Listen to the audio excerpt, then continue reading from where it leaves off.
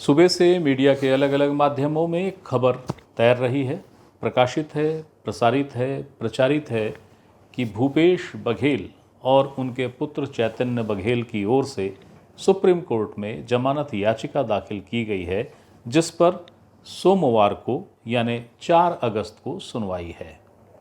क्या यह सच है या ये आधा सच है या ये सच है ही नहीं?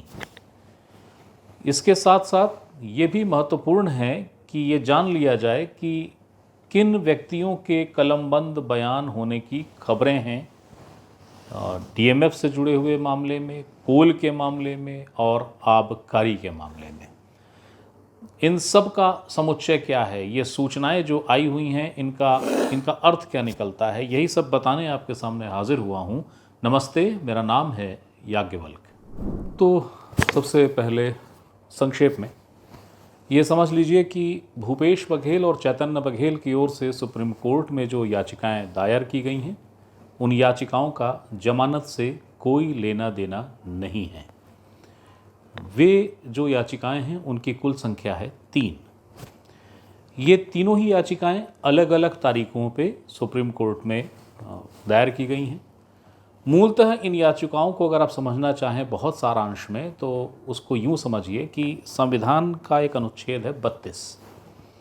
उस 32 का उल्लेख करती है भूपेश बघेल जी की याचिका, और जो पीएमएलए के तहत, यानी पीएमएलए जो एक्ट है जिसके तहत ईडी कार्रवाई करती है, उसमें जो सेक्शन है खासकर 50 और 63, उनको यह याचिका चुनौती देती है कि संविधान से नागरिक के बतौर जो अधिकार मिले हुए हैं, उन अधिकारों को पीएमएलए का एक्ट 50 और 63, ये जो पीएमएलए की शक्तियां हैं इन धाराओं में, वो संविधान से मिले अधिकार को हनन करती हैं, उसका नुकसान पहुंचाती हैं। तो इसलिए भूपेश बघेल की याचिका दायर है।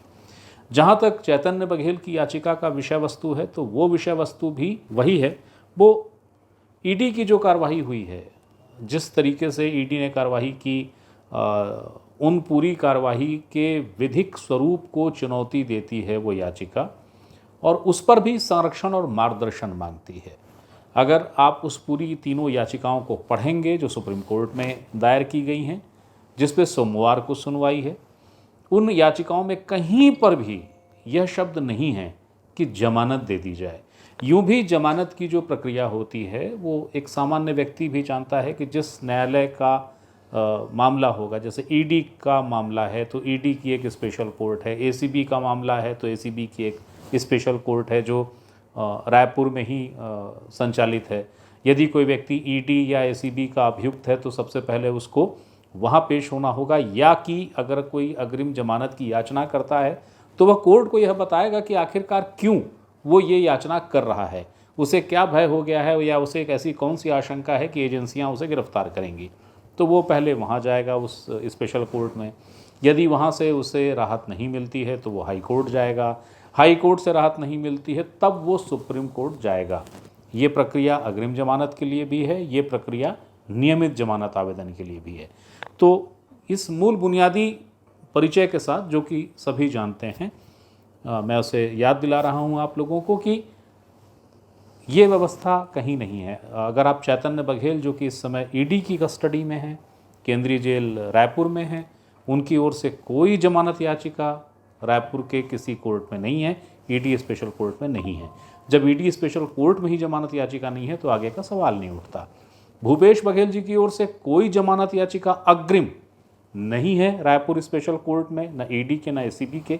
हाँ, ये जरूर है कि जो सुप्रीम कोर्ट में दायर याचिकाएं हैं वो, जैसा मैंने आपको बताया कि संविधान से जो अधिकार भारत के नागरिक को मिले होते हैं, उन अधिकारों को चुनौती मिल रही है। यानी वो चुनौती का आशय ये है कि धारा 32 जो अधिकार देती है, भारत के संविधान में धारा 32 जो अनुच्छेद है, उसमें जो नागरिक को अधिकार हैं, उन अधिकारों को सीधे चुनौती या उन अधिकारों में कटौती हो जाती है जब आप पीएमएलए के सेक्शन 50 और 63 का जब ईडी उपयोग करती है तो उससे वो अनुच्छेद 32 के अधिकार प्रभावित हो जाते हैं। और जाहिर है संविधान सर्वोच्च है और संविधान से मिलने वाली शक्तियों को कोई भी ताकत बाधित नहीं कर सकती। तो ये याचिकाएं वही आग्रह करती हैं, वही अनुरोध करती हैं।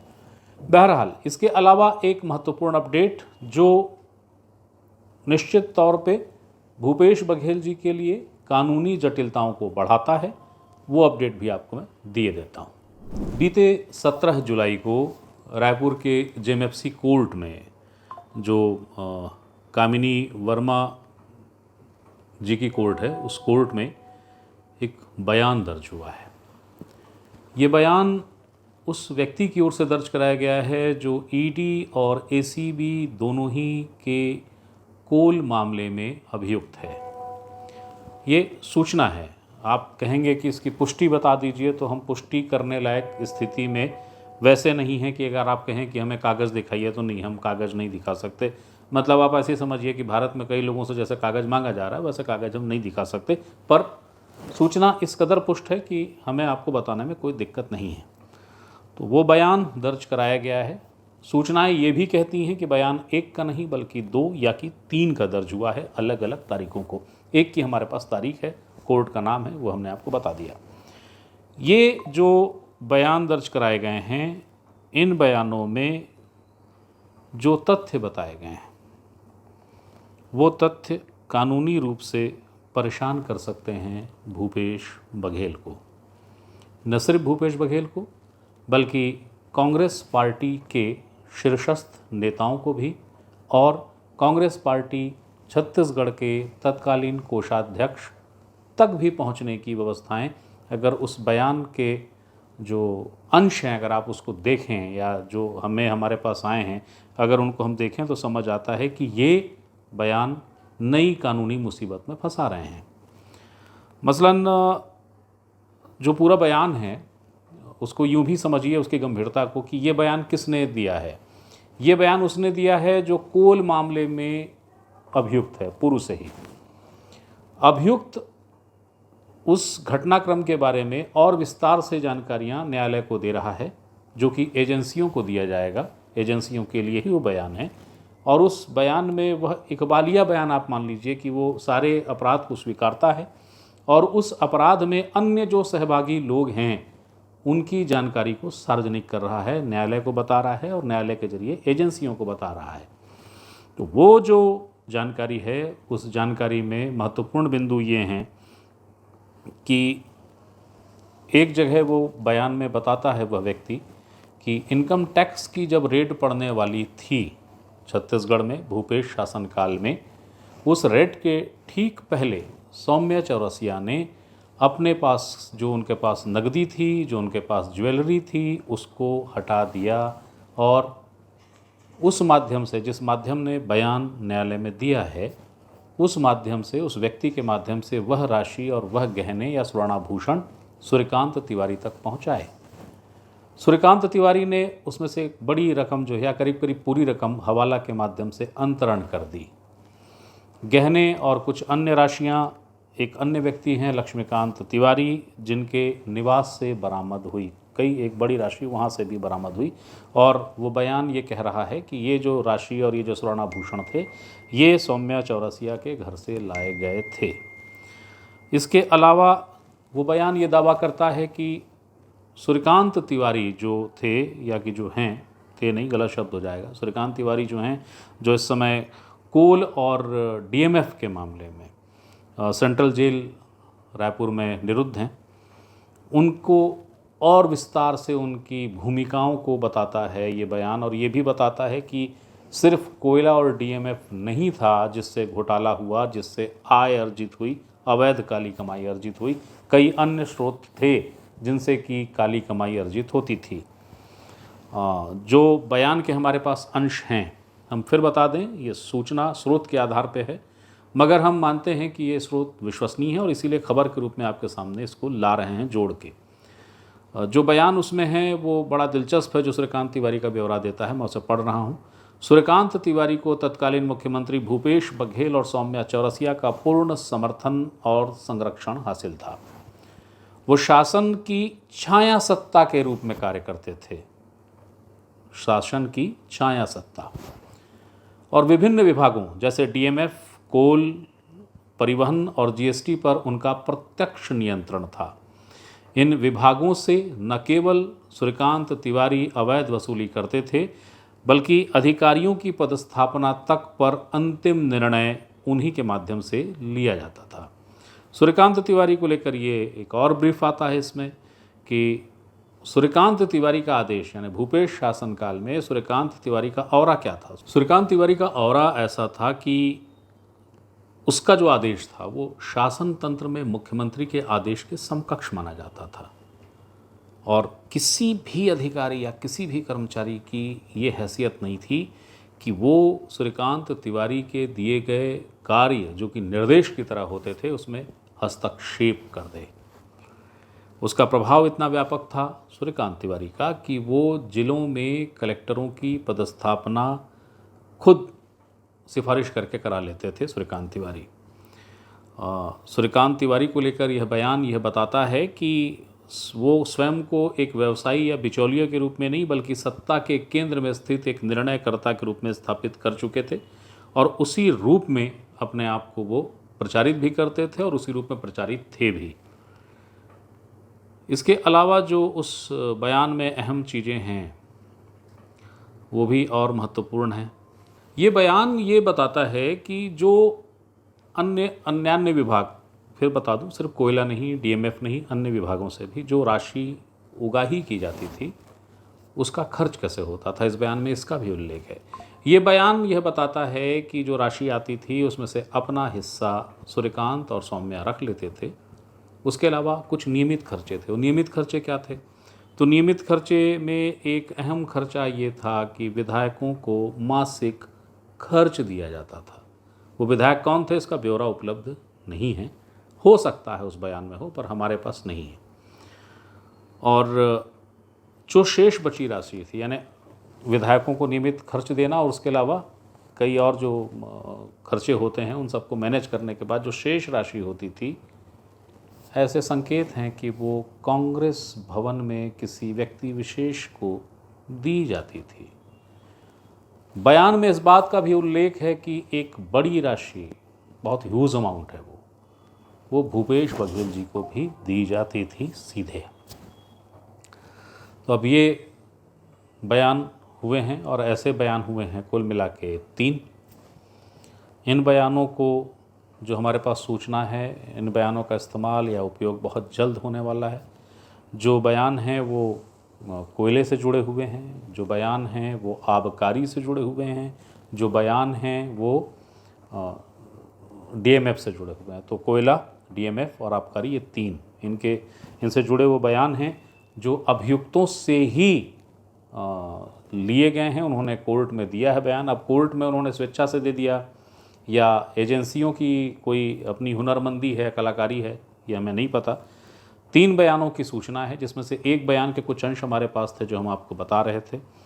तो ये वो बयान हैं जो बयान ये माने जा रहे हैं कि ये बयानों से, इन सारे बयानों से भूपेश बघेल जी के लिए कानूनी संकट गहराएगा। तो इन महत्वपूर्ण सूचनाओं को आपको देने के लिए मैं हाजिर हुआ था। एक और अहम बात, जो सुप्रीम कोर्ट में भूपेश बघेल जी की और चैतन्य बघेल जी की ओर से दायर याचिकाएं हैं, उन याचिकाओं में उन कानूनी प्रावधानों को लेकर और ये जो रायपुर कोर्ट में हो रहा है या एजेंसियां जो छत्तीसगढ़ में कर रही हैं, इनको लेकर उसमें काफ़ी उल्लेख है। ये बात ध्यान रखिएगा कि जबकि यह याचिका दायर की गई है तब ये बयान जिनका जिक्र अभी मैं इसके ठीक पहले कर रहा था वो चीज़ें सार्वजनिक नहीं थी। अगर आप इनकी तारीखों को देखें तो ये चीज़ें और स्पष्ट होंगी। चैतन्य बघेल की ओर से जो याचिका है वो 13 जुलाई को सुप्रीम कोर्ट में फाइल हुई है। भूपेश बघेल जी की ओर से जो याचिका है वो 31 जुलाई को फाइल हुई है। जिन बयानों का मैं जिक्र कर रहा था वो बयान 13 जुलाई के बाद के हैं। और जैसा कि मैं पहले ही कह चुका हूँ, ये जमानत की याचनाएं नहीं हैं, ये संविधान से मिलने वाले जो नागरिक के अधिकार हैं और ईडी के पास जो पीएमएलए के कुछ सेक्शन हैं, दोनों में जो टकराव है जिससे नागरिक अधिकार बाधित हो जा रहे हैं, नागरिक अधिकार बाधित होने के साथ साथ संविधान पर प्रश्न हो रहा है, ऐसा न हो और इसके लिए एक ऑर्डर जारी करे सुप्रीम कोर्ट। याचिका का मूल भाव यही है। कुछ याचिका में जो शब्द हैं या जो भाव हैं वो बड़े गौरतलब हैं, वो मैं आपको पढ़ के सुना देता हूँ। ईडी की जांच हो या एसीबी की जांच हो, उसमें एक दिलचस्प तथ्य मिलता है। चार्जशीट पेश होगी, फिर पूरक चार्जशीट आएगी, हर बार लिख दिया जाएगा कि जांच अभी जारी है। तो इसको लेकर याचिका प्रश्न उठाती है, भूपेश बघेल जी की भी, चैतन्य बघेल जी की भी। याचिका में लिखा गया है कि ये जो लंबी जांच है और ब्रेक के साथ जांच है, इससे न्याय की जो अवधारणा है वो बाधित हो जाती है। जो शब्द है वो मैं पढ़ रहा हूँ, क्योंकि इसमें ये बताया गया है कि कैसे डिफ़ॉल्ट जमानत का अधिकार जो नागरिक को है वो भी बेअसर हो जाता है, निरर्थक हो जाता है। इसमें लिखा गया है, अनिवार्य न्यायिक निगरानी और वैधानिक समय सीमा के अभाव में एजेंसियां अधूरे और टुकड़ों में आरोप पत्र दाखिल करती हैं, जिससे सीआरपीसी की धारा 167(2) और बीएनएसएस की धारा 187(3) के तहत डिफ़ॉल्ट जमानत का अपरिहार्य अधिकार निरर्थक हो जाता है। ये जो प्रणाली है, इससे हजारों विचाराधीन कैदी प्रभावित होते हैं और आपराधिक न्याय प्रणाली में जो जनता का विश्वास है वो कमज़ोर होता है, कम होता है। याचिका यह आग्रह कर रही है सुप्रीम कोर्ट से कि जो संवैधानिक आदेश हैं, जो संवैधानिक सुरक्षा है, उसका अनुपालन सुनिश्चित हो, इसलिए त्वरित न्यायिक हस्तक्षेप होना चाहिए। इसके अलावा एक जगह याचिका में लिखा गया है, टुकड़ों में आरोप पत्र दाखिल करने की प्रथा स्पष्ट रूप से मनमानी है, जो अनुच्छेद 14 में कानून के समक्ष समानता की गारंटी का उल्लंघन करती हैं। ये एजेंसियों को चुनिंदा व्यक्तियों को हिरासत में रखने की अनुमति देती हैं, जबकि अन्य को रिहा कर दिया जाता है, जिससे जांच एजेंसियों की सनक के आधार पर भेदभावपूर्ण प्रभाव पैदा होता है। इसलिए ऐसी अवैध प्रथाओं पर अंकुश लगाना अत्यंत आवश्यक है। याचिका यही कह रही है कि जो एजेंसियां कर रही हैं और जिस अंदाज में कर रही हैं, जिस तरीके से कर रही हैं, अभियुक्त आपको चार्जशीट में दिखेंगे, पर गिरफ्तारी उनकी नहीं होगी, उन्हें अन्य नियमों या अन्य न्याय दृष्टांतों का लाभ मिलेगा, और भी तमाम तरह की बातें जो ईडी और एसीबी के प्रकरणों में सवाल उठते रहे हैं, वही सवाल इन याचिकाओं में उल्लेखित हैं। तो यही एक महत्वपूर्ण सूचना थी, जानकारी थी, जो आपको देनी ज़रूरी थी। फिर से सारांश में बता देता हूँ कि भूपेश बघेल ने या उनके पुत्र चैतन्य बघेल ने या उनकी ओर से कोई जमानत याचिका दाखिल नहीं है, नियमों के अनुसार हो भी नहीं सकती। हाँ, ये याचिकाएं भारत के संविधान में नागरिकों के मिले हुए अधिकारों का उल्लेख करती हैं और इस अधिकार के साथ साथ ईडी को जो असीमित शक्तियां पीएमएलए एक्ट के कुछ धाराओं के तहत मिली हैं, उनका उल्लेख करते हुए ये बताती हैं कि देखिए कैसा टकराव हो रहा है, संविधान के तहत मिले अधिकार कैसे इसमें हनन हो जाता है। ये याचिकाएं ईडी और एसीबी जैसी एजेंसियों को प्रश्नांकित करती हैं, उनकी कार्रवाइयों को, कि देखिए किस तरीके से पिक एंड चूज़ की कार्रवाई हो रही है और किस तरीके से चार्जशीट चालान को खंड खंड में पेश किया जाता है और बाकी चीज़ें रोक दी जाती हैं। इसके साथ साथ ये भी कि कुछ महत्वपूर्ण बयान हुए हैं जो रायपुर कोर्ट में हुए हैं, जिन बयानों को लेकर यह माना जा रहा है कि ये बयान बेहद गंभीर हैं और इससे भूपेश बघेल, न सिर्फ भूपेश बघेल बल्कि कांग्रेस के दिल्ली में बैठे कुछ नेता गंभीर रूप से कानूनी संकट में उलझ सकते हैं, फंस सकते हैं। ऐसे कुछ बयान दर्ज हुए हैं। यही सूचना, यही जानकारी देने आपके सामने हाजिर हुआ था। फिर कोई नई सूचना होगी, फिर कोई नई जानकारी होगी, वो देने आपके सामने फिर हाजिर होऊंगा। तब तक के लिए प्रणाम।